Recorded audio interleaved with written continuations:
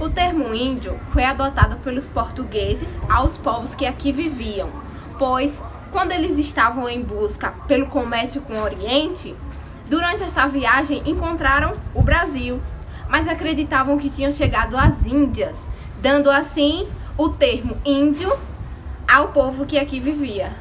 Ou seja, os portugueses, eles queriam igualar esse povo, só que esse povo já era formado por grupos, Tupinambá, Potiguara e Pataxó, e entre outros. Desde 1500 até hoje, a luta por territórios aqui no Brasil é o principal objetivo dos indígenas. Inclusive, na data de hoje, dia 19 de novembro de 2019, foi noticiado no jornal recentemente que um grupo de hoteleiros pretendia construir hotéis de luxo em um local destinado aos índios, que já havia sido doado por uma ONG.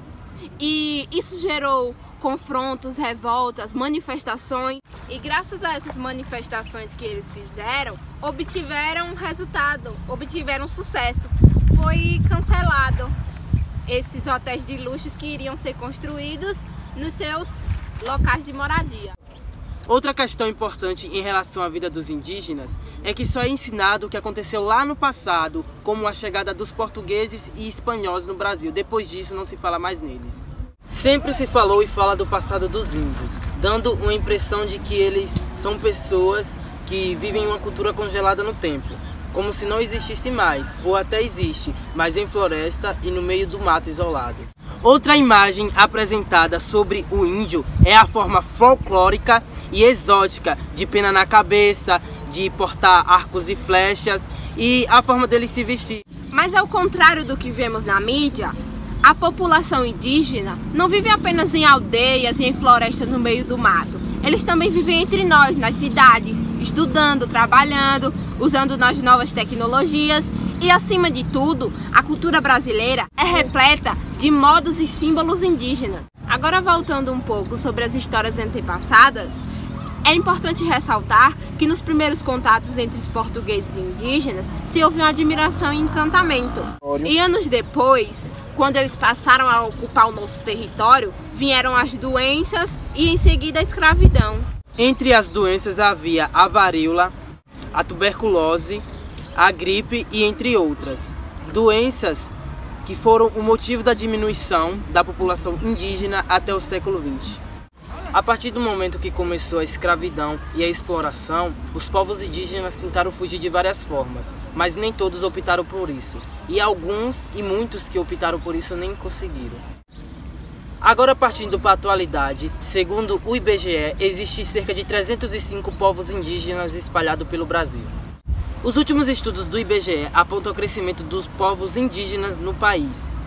Ao contrário do que se dizia no passado do povo indígena desaparecer e passar a não existir mais. O que explica esse crescimento dos indígenas no Brasil é a taxa de natalidade que aumentou e a taxa de mortalidade que diminuiu. Com isso, esses 305 povos que vivem aqui no Brasil, existem entre eles 275 línguas catalogadas.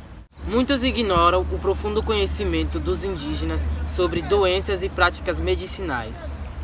Por isso, os interesses para saber mais sobre a vida do índio deixou de ser apenas o estudo dos antropólogos e começaram a ser estudados por químicos, biólogos e médicos.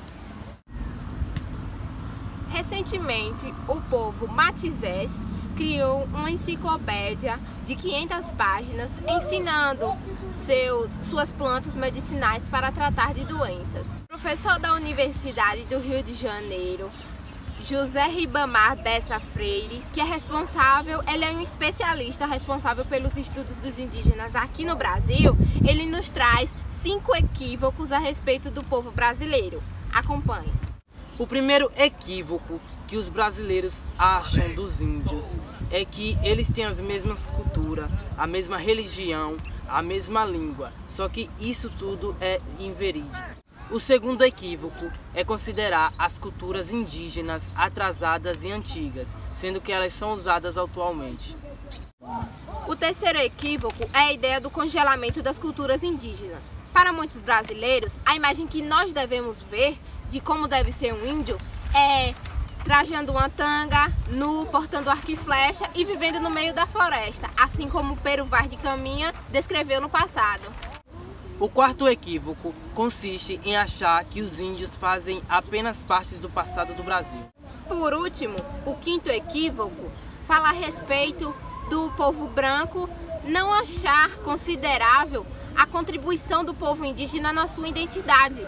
E ao contrário da cultura branca, a cultura indígena não acredita que não existe relação entre a dimensão da natureza e a dimensão humana. Ao contrário dos índios, que consideram que essas duas dimensões estão interligadas. Em muitas comunidades indígenas, a árvore não é apenas uma árvore, e sim uma entidade que liga a terra e o céu. Assim como diz a música de Milton Nascimento, tudo se chama nuvem, tudo se chama rio.